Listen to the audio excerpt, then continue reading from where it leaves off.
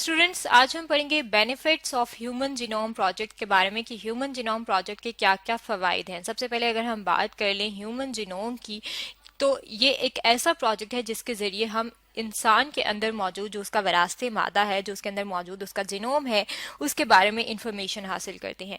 और अगर हम बात करें कि ह्यूमन के अंदर विरासती मादा जो है वो कहाँ पे मौजूद है, तो ह्यूमन जो है वो एक लिविंग ऑर्गेनिज्म है और वो सेल से मिलकर बना हुआ है। और सेल के अंदर न्यूक्लियस मौजूद होता है और न्यूक्लियस के अंदर मौजूद होते हैं क्रोमोसोम्स।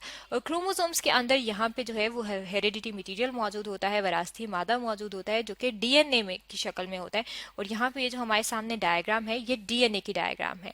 अब ये जो डीएनए है ये इसे हम कहते हैं कि ये विरासती मादा है, हेरिडिटी मटीरियल है।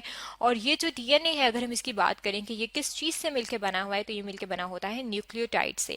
यहाँ पे हम अपने सामने ये जो डायग्राम है, अगर हम इस डायग्राम की लेबलिंग की तरफ देखें तो यहाँ पे हमें न्यूक्लियोटाइड नजर आ रहा है। न्यूक्लियोटाइड जो है वो बेसिक यूनिट है जिससे मिलकर डीएनए बना होता है। और अगर हम न्यूक्लियोटाइड के अंदर देखें कि न्यूक्लियोटाइड के अंदर कौन कौन सी चीजें शामिल होती हैं, तो न्यूक्लियोटाइड 3 चीजों से मिलकर बना होता है। इसके अंदर शामिल होता है फॉस्फेट ग्रुप। यहाँ पे ये वाला जो हिस्सा है ये इसके अंदर स्मॉल पी लिखा हुआ है, ये सर्कुलर सा एंड पे, और ये फॉस्फेट है। और यहाँ पे ये वाली जो जहाँ पे कर्सर रखा हुआ है ये शुगर है।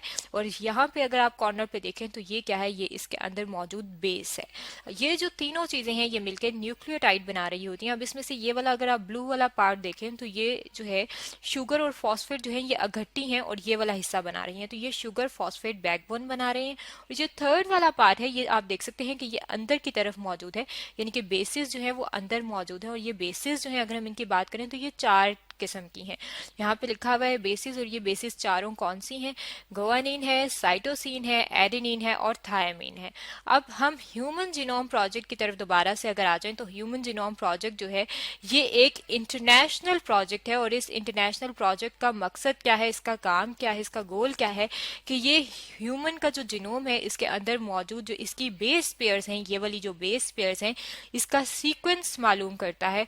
और ये सीक्वेंस मालूम करने के बाद मैपिंग की जाती है और बताया जाता है कि जीन्स जो हैं वो कितनी जीन्स जो हैं कि इंसान के जीनोम के अंदर मौजूद हैं। और अगर हम बात करें कि ये जो प्रोजेक्ट है इस पे कितना खर्चा आया है या कितना एक्सपेंडिचर्स जो है वो अभी तक हो चुके हैं, तो इस अगर हम अदादो शुमार की बात करें तो यूएस इंडस्ट्री के मुताबिक इस प्रोजेक्ट पे अभी तक जो है 2009 तक $45 बिलियन इन्वेस्ट हो चुके हैं। अब इतनी ज्यादा जो इन्वेस्टमेंट हो रही है, एक्सपेंडिचर हो रहा है ह्यूमन जीनोम की मैपिंग के लिए और इसके अंदर मौजूद इसकी बेसिस का सीक्वेंस देखने के लिए, ये क्यों हो रहा है और इसके बेनिफिट्स क्या होंगे अगर इसकी जो मैपिंग है और जो इसका जीनोम का सीक्वेंस है वो पूरा मालूम हो जाए, तो उसका सबसे बड़ा जो एडवांटेज है वो क्या होगा कि जो हम फील्ड है मॉलिक्यूलर मेडिसिन की उसके अंदर एक रिवोल्यूशन आ जाएगा। और वो रिवोल्यूशन क्या होगा कि बहुत सारी जो डिजीजेज हैं वो हम बहुत इजीली डायग्नोज कर सकते हैं, यानी कि बहुत सारी जो डिजीजेस हैं उनकी डिटेक्शन बहुत आसानी से हो जाएगी।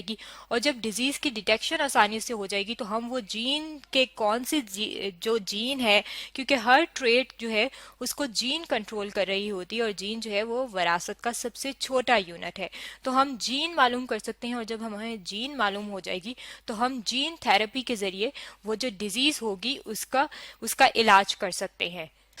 अभी तक जो ह्यूमन जीनोम प्रोजेक्ट में काम हुआ है उसमें क्या जो इंफॉर्मेशन स्टोर हुई है वो अभी तक जो है जो क्या चीज पता चली है, अगर हम उसकी बात कर लें तो अभी तक जो है ये पता चल गया है कि जो जीन्स हैं जो कि विरासत का सबसे छोटा यूनिट है उनका नंबर जो है वो हमारे पास आया है कि अभी तक जो है वो 20,000 से लेकर 25,000 तक जीन्स जो है वो ह्यूमन जीनोम के अंदर मौजूद हैं।